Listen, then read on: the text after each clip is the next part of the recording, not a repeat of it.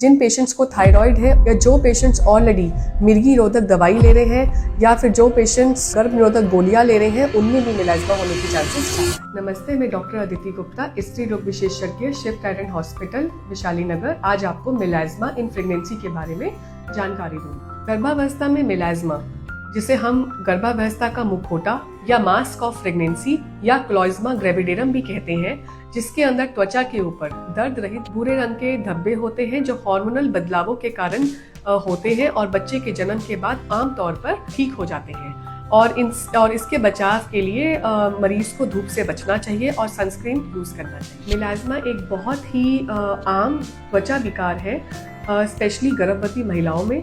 15 से 50% गर्भवती महिलाओं में मिलाज्मा होता है।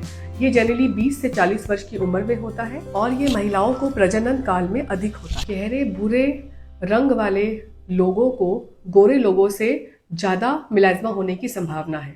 मिलाज्मा ना तो कैंसर है, ना ही कैंसर का लक्षण है और ना ही कैंसर में इसका बदलाव होता है। मिलाज्मा वैसे तो लंबे समय तक रहता है, पर गर्भावस्था में ये बच्चा होने के बाद ठीक हो जाता है। मिलाज्मा के कई कारण हैं, जैसे कि हार्मोनल चेंजेस, जो कि गर्भावस्था में ईस्ट्रोजन और प्रोजेस्टेरॉन हार्मोन के बढ़ने से होता है। सन का अत्यधिक एक्सपोजर, जेनेटिक्स, जिन महिलाओं में उनके मम्मी को, बहन को भी ये प्रॉब्लम रही है, उनमें होने की संभावना ज़्यादा है।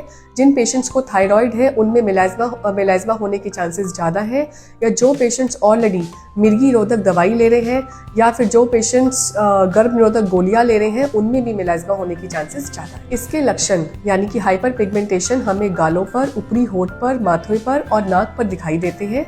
वैसे तो ये हानि रहित है और बच्चे के जन्म के बाद ठीक हो जाते हैं और बच्चे को कोई नुकसान नहीं पहुंचाते। मिलाज्मा के रिस्क को कम करने के लिए सनस्क्रीन लगाएं, आप छांव में बैठें, आप कैप या अम्ब्रेला यूज करें और संतुलित आहार। इसके उपचार में सहायक क्रीम्स के अंदर azelaic acid, hydrocortisone, hydroquinone, soybean का अर्क, मेथिमाजोल, इसके अलावा ट्रेटिनोइन, ट्रेनेक्सामिक एसिड एंड सिस्टामिन होना जरूरी है। इसके अलावा जो दूसरी क्रीम्स जो गर्भावस्था में यूज करना सेफ है, ऐसे सीरम्स के अंदर zinc, vitamin C, kojic acid, glutathione होता है। गर्भावस्था में विटामिन सी और एजिलिक एसिड युक्त टॉपिकल सीरम्स को यूज करने से धब्बे कम होने में मददगार होती है।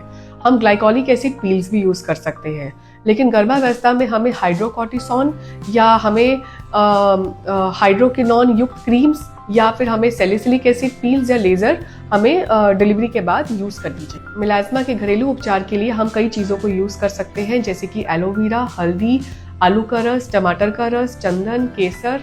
मिलाज्मा को कम करने के लिए हमें अपने जीवन शैली को में भी कुछ बदलाव लाने चाहिए और हमें अपने आहार को भी संतुलित करना चाहिए, जैसे कि हमें अपने आहार में हरे मूंग ऐड करें, गेहूं ऐड करें, चावल ऐड करें, हरी सब्जियां ऐड करें। और हमें जो महिलाएं गर्भवती नहीं हैं उनको भुजंग आसन, सर्वांग आसन प्रैक्टिस करनी चाहिए। ऐसे में पेशेंट को अलोम विलोम प्राणायाम प्रैक्टिस करना चाहिए, जो कि मिलाज्मा के होने के चांसेस को थोड़ा कम करता है। इन एंड ये कहना चाहूंगी कि मिलाज्मा का कोई निश्चित इलाज तो नहीं है, लेकिन कई उपचार इसके लक्षणों को कम करने में और प्रबंधित करने में मदद कर सकते हैं। धन्यवाद।